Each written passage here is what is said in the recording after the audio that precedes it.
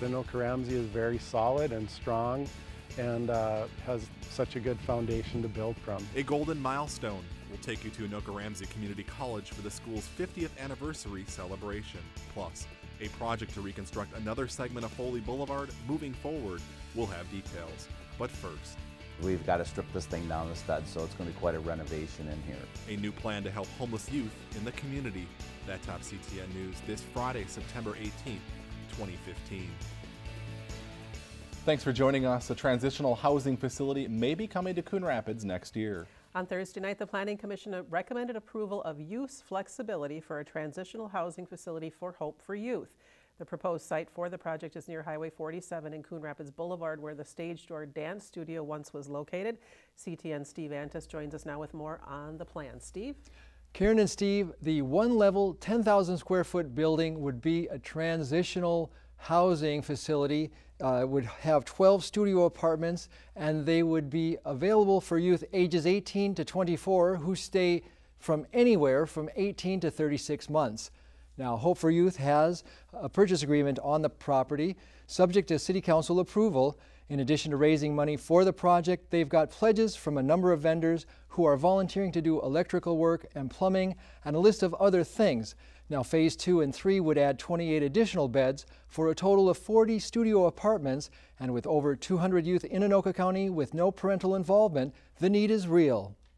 We're looking for that youth that, you know, is obviously they're living outside in the elements, they're struggling, they need direction. We're looking at taking them in and teaching them, giving them the tools to be successful so that they can become a contributor to society, tax-paying contributor to society someday. Supporters filled the council chambers Thursday night for the Planning Commission meeting. 10 people spoke at the public hearing in favor of the transitional housing facility. One young lady shared her story of being homeless for 2 years before finding Hope for Youth. An angel saved my life.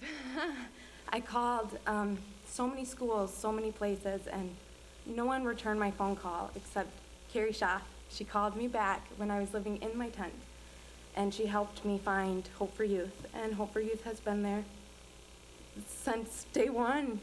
I'm a teacher and I see it.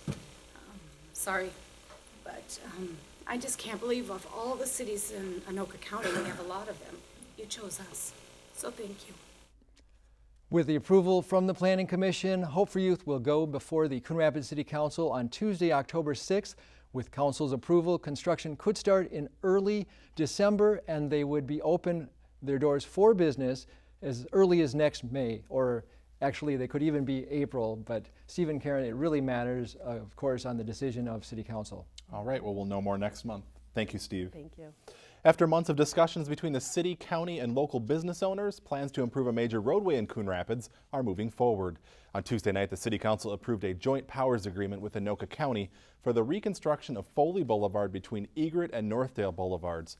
Business owners near the Foley-Northdale intersection are still concerned about medians that will be constructed as part of the project, which will limit access to their properties. I agree we need a new road. I also think that our county could have done a better job, respectfully, of trying to either preserve, maintain, or even improve access to a very vital commercial district that is in my ward. In addition to medians, the roadway will be reconstructed from 2 to 4 lanes with dedicated turn lanes at major intersections. Funding for the $7 million project is coming from the city, county, and federal government. Road work continues on Egret Boulevard between the double railroad tracks and Kumquat Street. This week, crews started laying the first 2 layers of blacktop, but due to the rain, that work will continue into next week.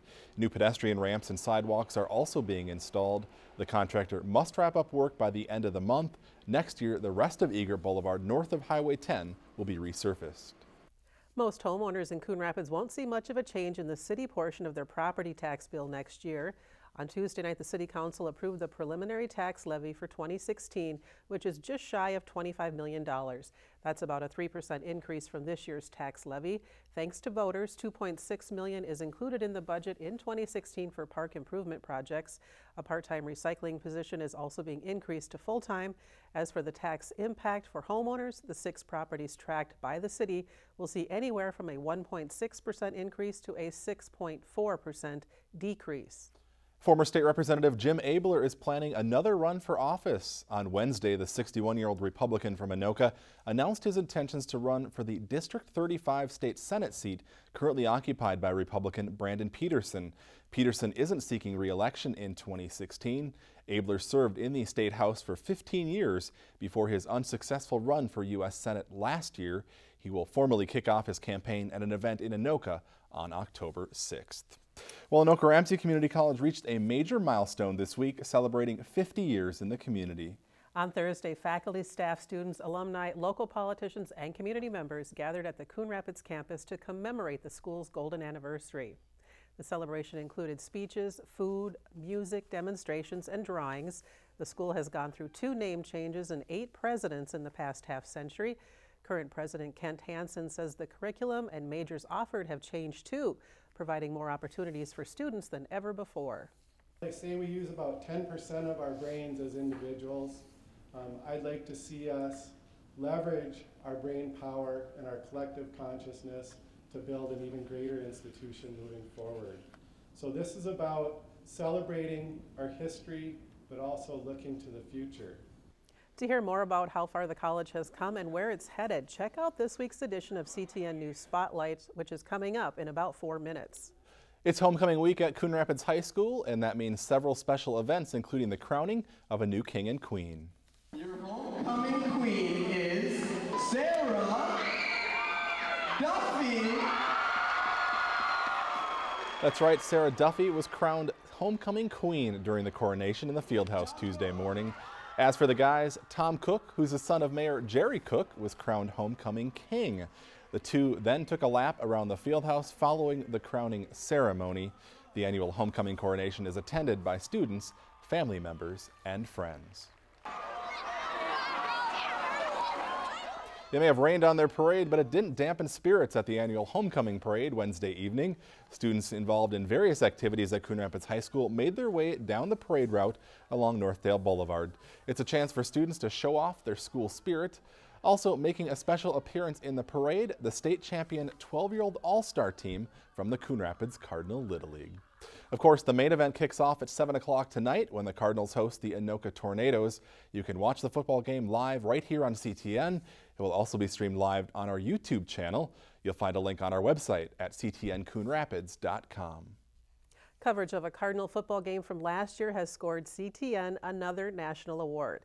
Last Friday night, our station received the first place award in the live sports event professional category at the National Association of Telecommunications Officers and Advisors annual conference in San Diego. Station manager Eric Strauss accepted the award, which was for last fall's Coon Rapids Anoka Prep football game. CTN also received the third place award in programming excellence, coming in behind 2 larger cities, Tacoma, Washington, and Austin, Texas. The Coon Rapids Police Department is looking for teens interested in pursuing a career in law enforcement.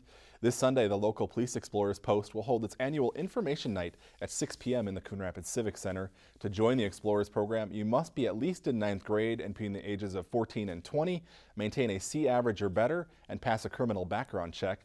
In addition to hands-on training, the kids do ride-alongs and help the police department at various community events.